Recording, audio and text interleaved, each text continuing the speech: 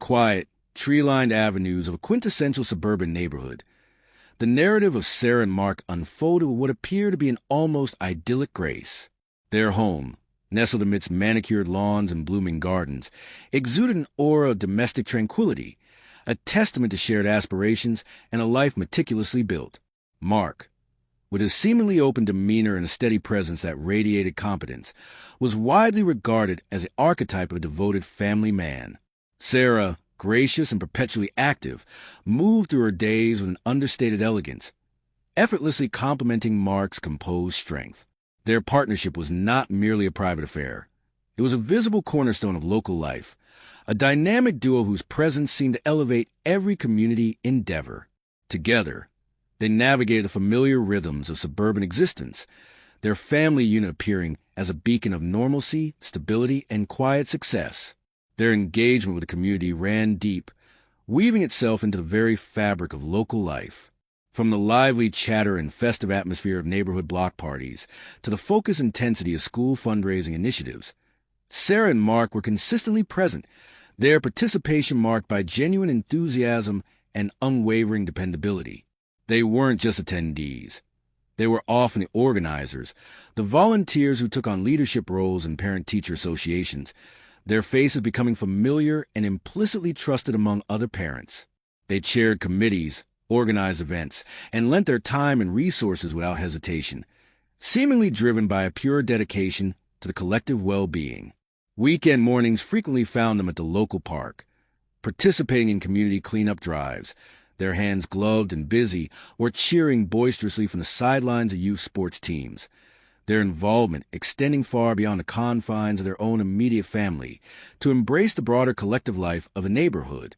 Their contributions were acknowledged and appreciated, contributing to a sense of mutual respect and admiration from their peers. Their social tapestry was rich and expansive, encompassing a diverse array of friends drawn from various spheres of their lives. There were the fellow parents from their children's school, with whom they shared the daily joys and challenges of raising a family. There were the longtime neighbors, whose friendships had deepened over years of shared fences and casual conversations. And there were the colleagues from their respective professions, individuals who respected their work ethic and admired their balanced lives. Dinners at their home were frequent, almost a weekly tradition, characterized by the warm glow of hospitality, animated laughter, and lively, engaging conversation. These gatherings painted a vivid, compelling picture of a bustling, integrated family life, a hub of social connection and genuine warmth. They often opened their home for larger celebratory events, hosting festive holiday gatherings and casual weekend barbecues, their effortless hospitality a defining hallmark of their character. This meticulously crafted outward appearance of normalcy, of a stable, thriving, and deeply connected family unit, was not merely a superficial facade. It was a deeply ingrained perception held by virtually all who encountered them. There was no visible crack in their seemingly impenetrable veneer of domestic bliss, no overt sign, no subtle tremor, that beneath this carefully constructed edifice, a dangerous, profoundly disturbing, and utterly hidden reality might one day begin to surface, slowly and agonizingly revealing itself. Their lives, on the surface, were a testament to the enduring American dream, a shining example of success, happiness, and an unblemished reputation. The neighborhood regarded them with a mixture of admiration, quiet respect, and profound sense of shared community, seeing in them the very embodiment of what a family, at its very best, should be. The quiet hum of suburban life continued, oblivious to the insidious undercurrents that might one day shatter its calm. The veneer of perfection, so meticulously maintained by Sarah and Mark, began to show its first, almost imperceptible cracks. These weren't sudden, dramatic fissures, but rather subtle shifts, quiet changes in Mark's demeanor that, initially, Sarah dismissed as stress from work, fatigue, or the natural ebb and flow of any long-term relationship. Yet, as the weeks turned into months, these anomalies accumulated, weaving themselves into a pattern that, though still indistinct, started to generate a faint, disquieting hum beneath the surface of their seemingly tranquil lives. Mark, once an open book in their shared digital world, began to exhibit an increasingly secretive attachment to his computer. What started as casual use evolved into long, solitary hours spent in front of the screen, often late into the night. Sarah would occasionally walk into the living room or their home office, expecting to find him browse news or watching a show, only to witness him quickly minimize windows or abruptly shut down the laptop the moment her presence was registered. This rapid concealment, a gesture that spoke volumes despite its swiftness, created a fleeting sense of unease. He would offer a mumbled explanation about finishing work or a fleeting comment about a private project, but the action itself, the swiftness of his digital retreat, left a lingering question mark in Sarah's mind. Beyond the digital realm, a more generalized shift in Mark's personality began to manifest. His once amiable and even-tempered nature started to erode, replaced by an increasing irritability. Simple questions about his day, inquiries about his late nights on the computer, or even casual suggestions for family activities could trigger an unexpected sharpness in his tone, a defensive edge that Sarah found both surprising and unsettling. He became more controlling in small ways, dictating schedules or becoming unusually rigid about household routines. His patience, particularly with the children, seemed to wane, replaced by a shorter fuse and a tendency towards snapping when confronted with minor disruptions. Sarah, accustomed to his calm demeanor, found herself walking on eggshells, constantly reevaluating her words and actions to avoid precipitating an outburst. This shift felt like a withdrawal, as if a part of him was receding, pulling away from the family unit and into a private, guarded space. The man she had married, the partner with whom she had built a life, seemed to be subtly transforming, the familiar contours of his personality blurring into something less recognizable, more distant. The emotional distance between them grew. Conversations became superficial, circling around practicalities rather than delving into genuine connection. When Sarah tried to express her concerns about his reclusiveness or his temper, he would skillfully deflect, turn the conversation back on her, or simply shut down, creating an impenetrable wall of silence. He seemed increasingly preoccupied, his mind elsewhere even when physically present. His eyes, once warm and engaging, sometimes held a detached, almost vacant stare, as if he were looking through her rather than at her. This subtle alienation, combined with the pronounced secrecy around his computer, began to form a clear pattern of avoidance and concealment. The red flags, initially faint and dismissed, slowly intensified in color, becoming undeniable indicators of deeper, unsettling truth. Sarah's intuition, once a quiet whisper, began to morph into a persistent, clamoring alarm. She started to pay closer attention to the minute details of his behavior, the unusual schedules, the guarded expressions, the almost obsessive dedication to his screen time. Each observation, however small, contributed to a growing sense of unease, a cold knot forming in the pit of her stomach. The picture-perfect family was still perfectly framed for the outside world, but within its carefully constructed borders, the first threads of doubt had begun to unravel, threatening to expose a hidden reality that lay far beneath the surface of their suburban dream. The weight of these unspoken anxieties began to press down on Sarah, transforming her once peaceful home into a place tinged with quiet suspicion and an escalating sense of dread. The subtle red flags had accumulated, no longer isolated incidents but a cohesive, deeply unsettling pattern. Sarah's intuition, once a quiet murmur, had escalated into an insistent, clamoring alarm. The increasing secrecy surrounding Mark's computer, his evasiveness, and the growing emotional distance between them had solidified into a heavy sense of dread. She found herself increasingly preoccupied by what he might be hiding, the question gnawing at her peace of mind day and night. Her once unshakable trust in him had been subtly eroded by weeks of his guarded behavior, leaving behind a persistent knot of anxiety in her stomach. The picture-perfect facade of their family life, once so comforting, now felt fragile, teetering on the brink of collapse under the weight of unspoken suspicions. Sarah knew, with a chilling certainty, that she could no longer ignore the internal signals. She had to confront the source of her growing unease directly. The opportunity arose unexpectedly. One afternoon, Mark announced he would be out for several hours, attending a work meeting across town. As he left, a wave of resolve, mixed with sickening premonition, washed over Sarah. This was her chance. Her heart pounded in her chest, a drumbeat of apprehension, but a stronger force compelled her forward. She walked to the home office, a space that had become increasingly his domain, and stared at his closed laptop. The act of violating his privacy, even with her deepest suspicions, felt morally complex, a betrayal of the trust that had once defined their marriage. Yet, the overwhelming need to understand, to either confirm her fears or finally lay them to rest, pushed aside any lingering hesitation. Taking a deep breath, Sarah opened the laptop. Accessing his computer proved to be more complex than she anticipated. Mark, it turned out, had added new layers of security, requiring a password she didn't immediately know. A fresh surge of doubt and fear washed over her. Why the heightened security unless there was something truly significant to protect? But her determination outweighed her momentary setback. She tried a few common passwords, then some dates significant to their relationship, and finally, a combination of letters and numbers she had seen him type occasionally. To her dismay, the computer unlocked. The screen sprang to life, displaying his familiar desktop. For a moment, a wave of relief washed over her, a fleeting hope that she would find nothing, just mundane work files or harmless online activity. That hope was brutally, irrevocably shattered within minutes.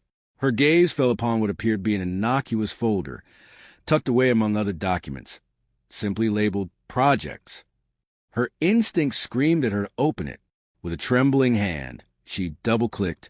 What unfolded before her eyes was not a collection of work documents or personal files, but a meticulously organized labyrinth of subfolders. Each click deeper into the directory revealed more chilling contents. The labels on subfolders, initially ambiguous, quickly devolved into cryptic, then overtly disturbing descriptors. As she opened the first folder containing actual media, the images that flooded the screen stole the breath from her lungs. To her utter horror, the screen filled with explicit images and videos involving minors. The world around Sarah seemed to tilt on its axis. The air thickened, becoming difficult to breathe.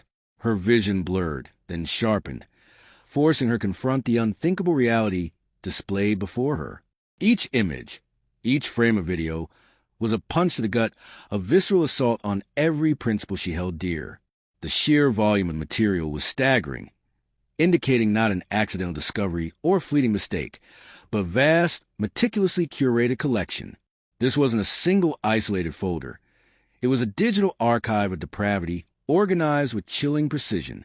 The dates on the files indicated that this was not a recent development, but a long-standing, horrifying secret that had been nurtured in the very home they shared.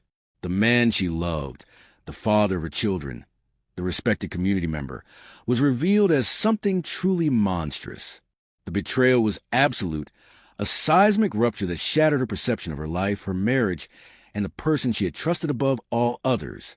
The shock quickly morphed into a cold, fierce resolve. There was no room for denial, no possibility of rationalization. The gravity of the situation was immediate and overwhelming. Her children, her family, her entire community were potentially exposed to an unimaginable danger. Her hands, still trembling, instinctively reached for her phone. There was only one course of action, one undeniable responsibility. With a clarity born of utter horror, she dialed the emergency number for the authorities. Her voice, though strained and barely a whisper, was firm as she articulated the nightmare she had just uncovered. The life she knew had ended in that horrifying moment, replaced by a terrifying, urgent new reality. The picture-perfect family was now shattered, and the darkest secret imaginable had been dragged into the harsh, unforgiving light. The raw, unadulterated horror of Sarah's discovery had transformed her world in an instant. The life she knew, built on trust and shared experiences, had shattered, revealing a monstrous reality lurking beneath its surface. Her trembling call to the authorities was met with immediate, decisive action. The gravity of her whispered words, the sheer weight of what she had seen, triggered a rapid and focused response from law enforcement. Within minutes of her call, patrol cars, followed swiftly by unmarked vehicles carrying specialized forensic teams, converged on the quiet suburban street.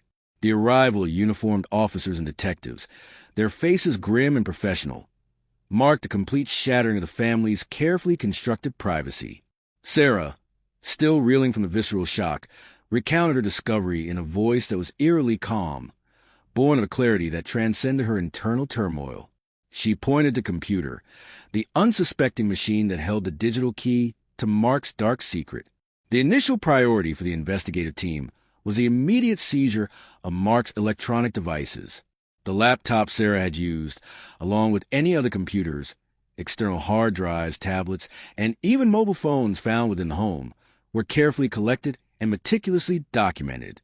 Each device was handled with the utmost precision, bagged and tagged as critical evidence. The detectives understood that these digital artifacts were not merely storage devices. They were direct conduits into Mark's hidden world, holding the potential to reveal the full scope of his illicit activities. The home office, once a symbol of domestic tranquility, was transformed into a temporary evidence collection site, every cable and peripheral carefully examined before being removed. The air in the house, already heavy with unspoken dread, seemed to thicken with the methodical precision of the ongoing investigation. Once secured, these devices were transported to a specialized forensic laboratory. Here, digital forensics experts, equipped with advanced tools and highly specialized training, began the painstaking process of forensic analysis. This was not a simple matter of opening files. It involved deep-level data recovery, bypassing encryption, and reconstructing deleted information that Mark undoubtedly believed was permanently erased. Every byte of data was scrutinized, every digital footprint traced. The process was slow, meticulous, and required an unparalleled level of technical expertise. The goal was to build an undeniable digital profile of Mark's online life, to uncover the full extent of his involvement in child exploitation. The results of the forensic analysis began to paint a chilling and expansive picture of the depth of Mark's deception. The project's folder Sarah had stumbled upon was merely the tip of a vast, meticulously organized digital iceberg. The experts uncovered a vast collection of illicit materials, far greater in volume and disturbing in content than Sarah could have ever imagined. This collection wasn't haphazard. It was categorized, often by age and type, demonstrating a disturbing level of premeditation and obsession. Thousands upon thousands of explicit images and videos, some of which had been deleted but were now painstakingly recovered, confirmed the horrifying scope of his depravity. This sheer volume spoke not just of consumption, but of active engagement and immersion in a world of child exploitation.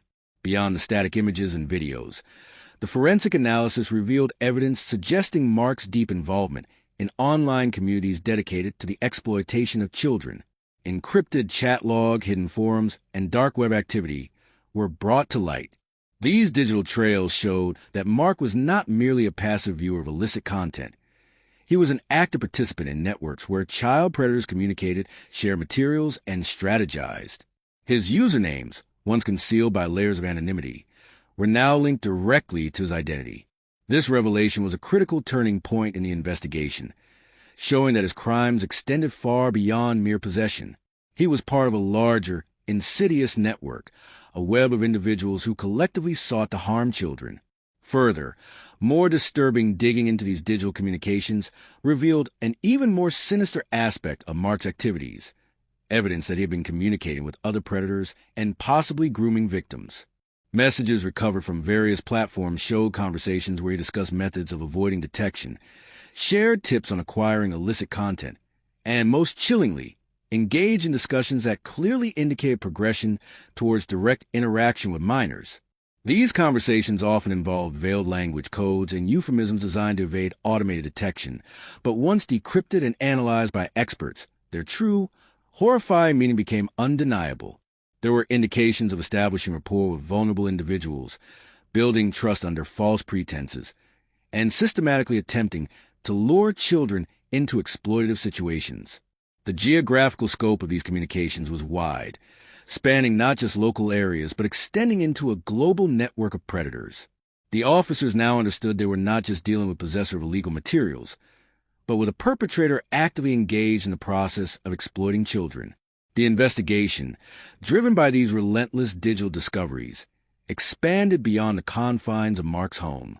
Other law enforcement agencies, both national and international, were alerted and collaborated, following leads generated by Mark's digital footprint. The focus shifted from merely identifying the perpetrator to understanding the network, identifying potential victims, and bringing other involved individuals to justice. Each new piece of evidence, each recovered conversation, each identified connection, pulled back another layer of the horrifying, complex web that Mark had woven. The picture that emerged was not just that of a man with a hidden vice, but of a calculated, active participant in a global epidemic of child exploitation. The quiet suburban neighborhood had become the unwitting backdrop for a truly horrific secret, a secret meticulously nurtured in the digital shadows, now dragged into the harsh, unforgiving light by Sarah's courage in the relentless pursuit of justice. The idyllic family facade had shattered, exposing a darkness that had long been hidden in plain sight. The meticulous forensic analysis had yielded an irrefutable trove of digital evidence, painting a chilling and comprehensive picture of Mark's hidden life. The vast collection of illicit materials, the pervasive involvement in online predator communities, and the deeply disturbing evidence of active grooming activities had solidified into an overwhelming case. The quiet suburban home, once a symbol of domestic peace, was now irrevocably tainted by the insidious reality of a hidden criminal enterprise. With the evidence meticulously compiled and a comprehensive warrant secured, the time for the inevitable confrontation had arrived. The arrest of Mark was conducted with swift, professional precision. Law enforcement officers, having meticulously planned the operation, apprehended him at a strategic moment, ensuring public safety and minimizing any potential disruption to the community. The scene, though contained, carried a palpable tension as the quiet suburban street bore witness to a stark moment of justice. Mark, once the seemingly affable family man, was formally taken into custody.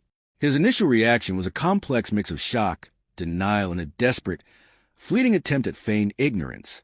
However, confronted with the irrefutable weight of the digital evidence, meticulously detailed by the lead investigators, his composure fractured. The veneer of normalcy he had so skillfully maintained for years crumbled, revealing a man stripped of his facade, facing the stark, unforgiving reality of his actions. He was formally charged with multiple felony counts, each charge representing a profound violation: possession of child exploitation materials, distribution of illicit content, and grooming charges that reflected his active engagement in attempting to exploit minors. The specific nature of the chemical and surveillance equipment found also led to additional charges related to their illicit use or manufacturing, further compounding the gravity of his legal predicament. Each count added another layer to the complex tapestry of his crimes, revealing a systematic and deeply disturbing pattern of behavior. The news of Mark's arrest sent another, even more profound shockwave through the community. The initial horror of Sarah's discovery had been a private trauma, but the public arrest and the ensuing charges elevated the situation to a full-blown societal crisis. The image of the perfect family was utterly, irrevocably shattered, replaced by the grim reality of a predator living in plain sight. Neighbors, friends, and fellow community members grapple with a mixture of disbelief, betrayal, and a sickening sense of vulnerability. Questions of how could we not have known and who else is hiding such secrets rippled through conversations, undermining the very foundation of trust within the neighborhood. The local media, already captivated by the story, intensified its coverage, delving into every available detail of Mark's background and the chilling evidence that had led to his downfall. The story became a national talking point, dissected on news channels and in online forums, serving as a chilling example of the hidden dangers that can lurk within seemingly normal communities. The legal proceedings that followed were lengthy and emotionally taxing, particularly for Sarah. The path to justice wound its way through the intricate labyrinth of the judicial system, beginning with preliminary hearings, grand jury indictments, and pre-trial motions. Each step was a painful rehashing of the nightmare she had uncovered. The prosecution's case was built upon the formidable foundation of the digital forensic evidence, presented by expert witnesses who meticulously explained how the illicit materials were discovered, recovered, and linked directly to Mark. The sheer volume and disturbing nature of the recovered files left little room for doubt, painting a damning picture of his guilt.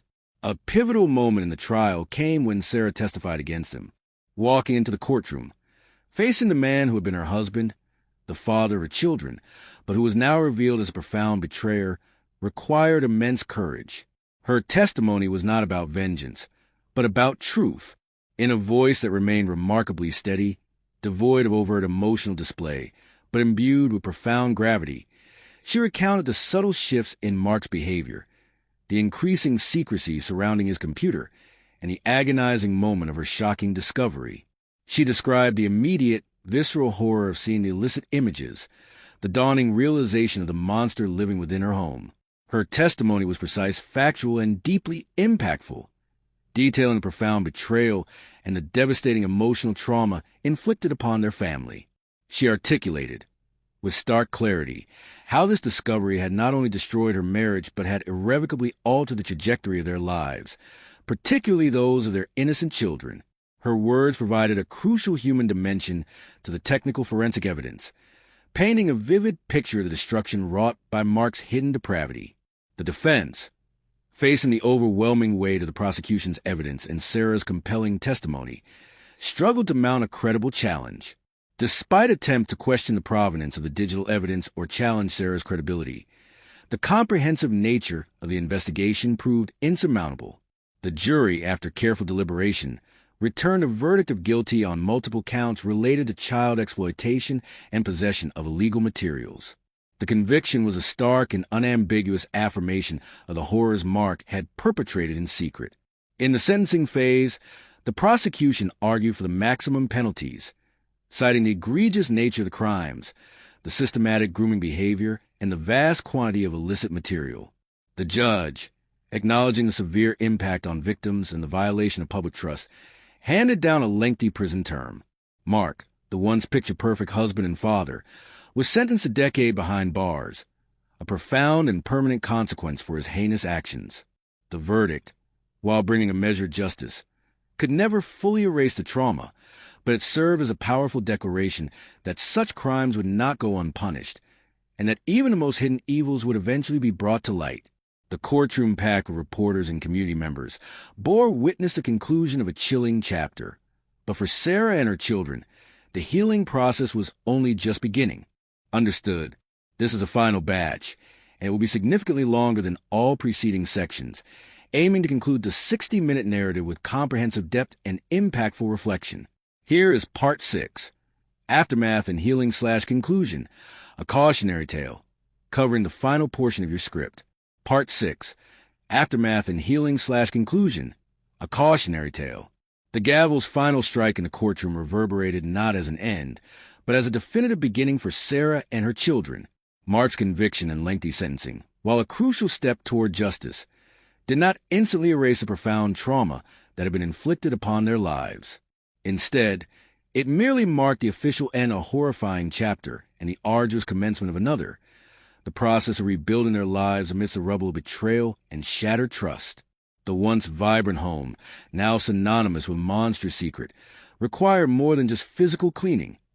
It demanded a deep emotional cleansing.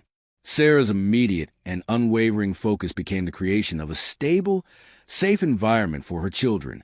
This was a multifaceted endeavor, involving not just practical adjustments, but also a profound commitment to emotional reconstruction. Routines were painstakingly reestablished, designed to offer a sense of predictability and security that had been violently stripped away. She made conscious efforts to fill their days with wholesome activities, to reclaim the innocence that had been threatened, and to remind them of the fundamental goodness that still existed in the world, despite the darkness they had encountered. The emotional toll of living with such a profound betrayal and the public exposure of it was immense. Sarah understood that neither she nor her children could navigate this complex emotional landscape alone. She proactively sought therapy for herself and her kids. For Sarah, therapy provided a crucial, confidential space to process the unimaginable grief of losing the man she thought she knew, the agonizing guilt of not having seen the signs sooner, and the immense burden of navigating such a public tragedy. It allowed her to unravel complex threads of betrayal and begin to mend the emotional wounds that ran so deep. For her children, specialized child psychologists offered age-appropriate support, helping them to understand, in a gentle and protected manner, the incomprehensible actions of their father. Therapy became a sanctuary, a place where their confusion, anger, and fear could be expressed and validated, providing them with coping mechanisms to navigate the traumatic reality forced upon them. It was a long, often painful process, but was essential for a collective healing from the trauma and betrayal. The community, initially reeling from the shock and public scrutiny, slowly began to extend a compassionate hand. While there were initial moments of awkwardness and hushed whispers, the prevailing sentiment shifted towards offering support to Sarah and her children. Neighbors brought meals, offered childcare, and simply sat with Sarah, offering a silent presence of solidarity. Local organizations rallied, providing resources and assistance where needed.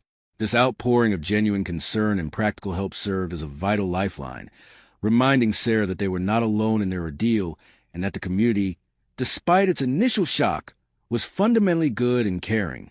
This collective embrace became a testament to the resilience of human connection, providing a crucial counterpoint to the isolated horror they had endured. As time progressed and the initial rawness of the trauma began to subside, Sarah found a renewed sense of purpose that transcended her personal healing.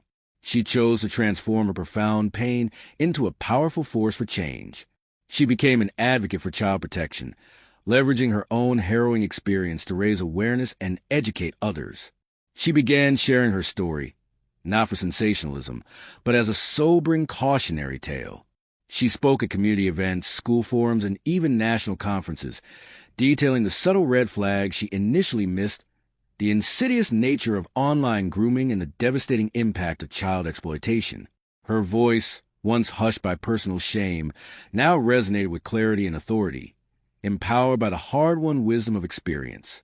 She emphasized the critical importance of parental vigilance, urging other parents to pay close attention to behavioral changes in their children and their partners, to monitor online activities, and to educate themselves about the warning signs of predatory behavior. Her message was not about instilling fear, but about empowering parents and communities with knowledge, encouraging proactive measures, and fostering environments where children felt safe to disclose any uncomfortable interactions. This story, now fully unfolded, stands as a profound and enduring cautionary tale. It serves as a stark, indelible reminder that appearances can be profoundly deceiving. The seemingly perfect facade of a family, a meticulously constructed image of normalcy, can tragically conceal the darkest of secrets. Predators, often the least suspected individuals, can hide in plain sight, camouflaged by respectable careers, community involvement, and charming demeanors. Their cunning lies not in their overt menace, but in their ability to blend seamlessly into the everyday fabric of society, exploiting trust and familiarity. The narrative powerfully emphasizes the importance of vigilance, not just for children, but for all family members. It underscores the necessity of maintaining open communication within families, fostering a home environment where trust is paramount and difficult conversations are not avoided. Children must be taught digital literacy and personal safety, empowered to recognize and report inappropriate behavior online and offline. Parents must remain actively engaged in their children's digital lives, understanding the platforms they use and the potential dangers lurking in the digital ether. Moreover, this story highlights the critical role of trusting one's instincts.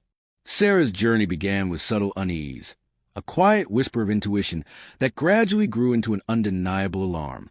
That gut feeling, that sense that something is wrong, no matter how vague, can be a crucial indicator, a silent warning system that should never be ignored. It implores individuals to empower themselves to act on these instincts, to seek answers, and to involve authorities when suspicions arise. The ultimate takeaway is a challenging but necessary truth, that safety is not guaranteed by outward appearances, and vigilance is an ongoing, essential responsibility for every member of a community. The enduring pain and the long road to healing for Sarah and her children stand as a testament to the devastating consequences of hidden evil, but also to the remarkable resilience of the human spirit in the face of unspeakable betrayal, and the profound importance of bringing darkness into the light, no matter how terrifying that revelation may be. Thank you for watching. Like, share, and subscribe for more.